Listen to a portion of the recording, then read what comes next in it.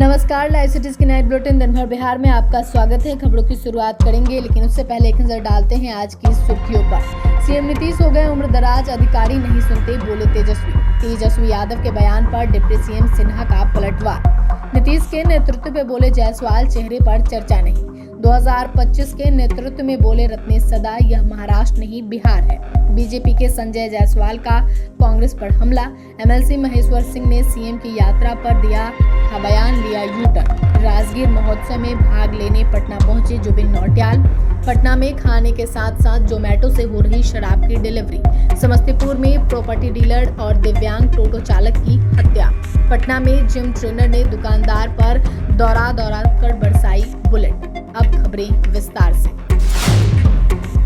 तेजस्वी यादव ने सीएम नीतीश को एक बार फिर उम्रदराज बताया है। उन्होंने कहा है कि अब उनके अधिकारी उनकी बातें नहीं सुनते हैं। उन्होंने कहा है कि इतिहास में पहली बार हुआ है कि नीतीश कुमार विधानसभा और विधान परिषद में एक शब्द भी नहीं बोले, वह सदन में मौन रहे। अब यह सीएम नीतीश ही बता सकते हैं कि वो क्यों नहीं बोल पाते। बीपीएससी पेपर लीक मामले पर उप मुख्यमंत्री विजय सिन्हा के आरोपों का जवाब देते हुए तेजस्वी ने कहा कि विजय सिन्हा किस्मत से उप मुख्यमंत्री बन गए हैं, उनमें कोई क्वालिटी नहीं है, उनके आरोप बेबुनियाद हैं। तेजस्वी यादव ने सीमांचल और कोसी क्षेत्र की समस्याओं का जिक्र करते हुए कहा, बाढ़, कटाव, गरीबी और पलायन से लोग त्रस्त हैं। केंद्र और राज्य में लंबे समय तक एनडीए की सरकार रही, लेकिन इस क्षेत्र पर ध्यान नहीं दिया गया। हमारी सरकार बनी तो सीमांचल और कोसी डेवलपमेंट अथॉरिटी का गठन किया जाएगा।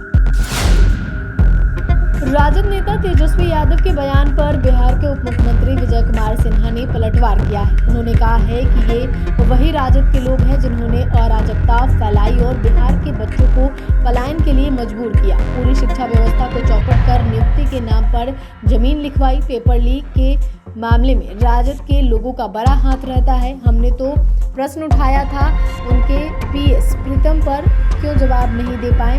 डिप्टी सीएम ने आगे कहा कि हर पेपर लीक और आउटसोर्सिंग की बहाली में राजद के लोगों की संलिप्तता है। ये बच्चों के भविष्य के साथ खिलवाड़ करते हैं, उनकी प्रतिभा का दमन करते हैं और बच्चों के बीच उन्माद पैदा करके बिहार में अराजकता फैलाते हैं।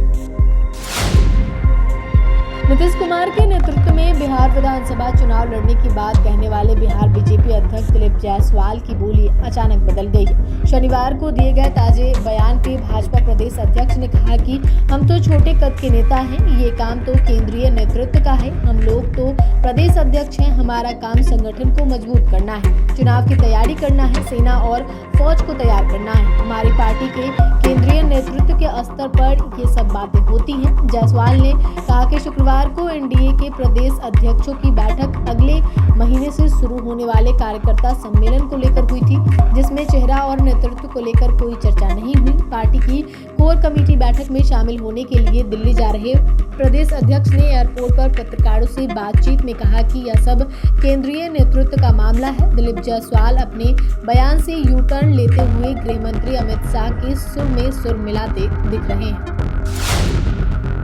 2025 में एनडीए गठबंधन के चेहरे को लेकर चल रहे उठापटक के बीच बिहार सरकार के मंत्री रत्नेश सदा ने कहा कि यह महाराष्ट्र नहीं है, यह बिहार है। एक बिहारी 100 पर भारी। यह महाराष्ट्र नहीं है, बिहार ज्ञान की धरती है, क्रांति की धरती है। बिहार से ही पूरे संसार में बुद्धि गया है।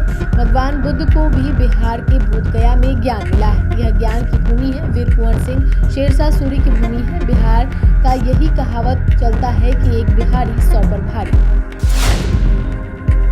देश में वन नेशन वन इलेक्शन का प्रावधान लागू करने को लेकर बहस चल रही है। विपक्षी दलों की ओर से इसका विरोध किया जा रहा है। बिहार में इस पर राजनीति चरम पर है। इस बीच बीजेपी सांसद डॉक्टर संजय जायसवाल ने कांग्रेस पार्टी पर बड़ा हमला किया। उन्होंने कहा है कि कांग्रेसी प्रधानमंत्री इंदिरा गांधी के अहंकार के कारण एक देश एक चुनाव की परंपरा टूट गई। देश को इसकी जरूरत है। प्रधानमंत्री नरेंद्र मोदी के नेतृत्व में एनडीए सरकार ने इसे लागू करने के लिए प्रयास शुरू कर दिया है। संजय जायसवाल ने पटना प्रदेश भाजपा कार्यालय में प्रेस कॉन्फ्रेंस में पत्रकारों को संबोधित किया। उन्होंने कहा कि वन नेशन वन इलेक्शन से देश को बहुत लाभ होगा। इससे समय और संसाधन दोनों की बचत होगी। उन्होंने कहा कि वन नेशन वन इलेक्शन की परंपरा इंदिरा गांधी के घमंड के कारण टूट गई। मुख्यमंत्री नीतीश कुमार की यात्रा पर सवाल उठाने वाले एमएलसी महेश्वर सिंह ने अपने बयान से यू-टर्न ले लिया है। उन्होंने अपने बयान को काट छांट कर जेडीयू एमएलसी और महिला विधायक पर आरोप लगाया है। एमएलसी महेश्वर सिंह ने कहा है कि किसी भी राज्य का राजा जनता के बीच जाकर जनता का दुख दर्द जानने का काम करता है, वही सही राजा होता है। अगर ऐसा जो भी नहीं करता है वह ज़्यादा दिन तक राजा नहीं रह पाएंगे। मुख्यमंत्री अगर मोतिहारी आ रहे हैं तो अच्छी बात है। कहा कि मोतिहारी का विकास करें, हम लोग यही चाहते हैं। जिले की आबादी बढ़ती जा रही है और विकास जस का तस है। मीना बाजार में एकमात्र पुल है, सड़क पहले की तरह छोटा है, जिसकी वजह से जाम की समस्या बरकरार रहती है, जिससे आम लोगों को परेशानी होती है।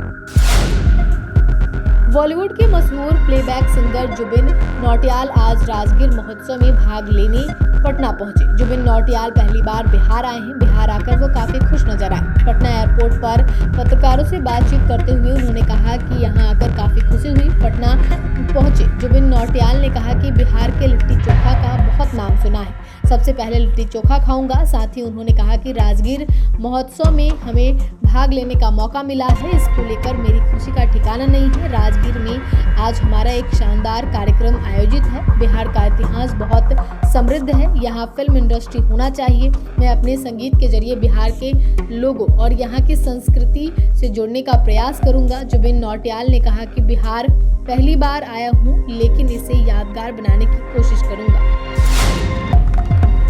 नए साल के मौके पर राजधानी पटना में अवैध शराब की आवक बढ़ गई है, जिसे देखते हुए पुलिस के द्वारा लगातार कार्रवाई भी की जा रही है। इसी कड़ी में शनिवार को पटना के पौष इलाके पाटलिपुत्र से 4 लाख की विदेशी शराब जब्त की गई है। हालांकि इस कार्रवाई के दौरान किसी की गिरफ्तारी नहीं हो सकी है। कार्रवाई को लेकर बताया गया कि पाटलिपुत्रा थाना क्षेत्र के इंदिरा नगर थाना क्षेत्र में अवैध शराब की डिलीवरी होने की सूचना मिली थी। शराब तस्कर पुलिस की कार्रवाई से बचने के लिए जोमेटो के बैग का इस्तेमाल कर रहे थे। जोमेटो का बैग कोई भी शक नहीं करता था। इस कार्रवाई के दौरान पुलिस ने लगभग 4 लाख की अंग्रेजी शराब जब्त किया है।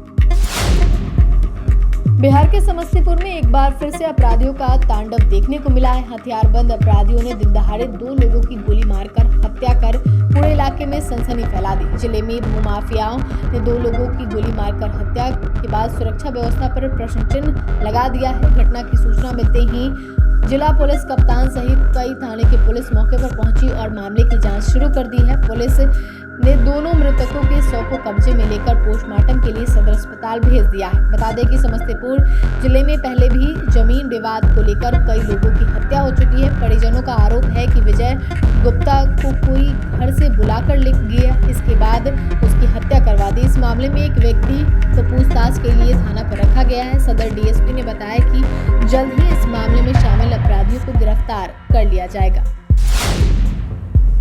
पटना में चाय दुकानदार पर जिम ट्रेनर ने दिन दहाड़े फायरिंग कर दी। 6000 उधार को लेकर अमन नाम के लड़के ने सड़क पर दौड़ाकर दुकानदार पर 5 गोलियां चलाईं। जान बचाने के लिए चाय दुकानदार राजेंद्र राय अपनी दुकान छोड़ सामने की मिल्क पार्लर में घुस गया। बदमाश ने मिल्क पार्लर पर भी फायरिंग की। घटना शनिवार सुबह कंकरबाग थाने इलाके के चंदन ऑटोमोबाइल के पास की है। आरोपी अमन को पुलिस ने अरेस्ट कर लिया है। पूछताछ में उसने पुलिस को बताया कि 6000 रुपए उधार लिए थे। दुकानदार ने मेरी मां को अपशब्द कहा था। इसी गुस्से में उसने दुकानदार पर गोलीबारी की।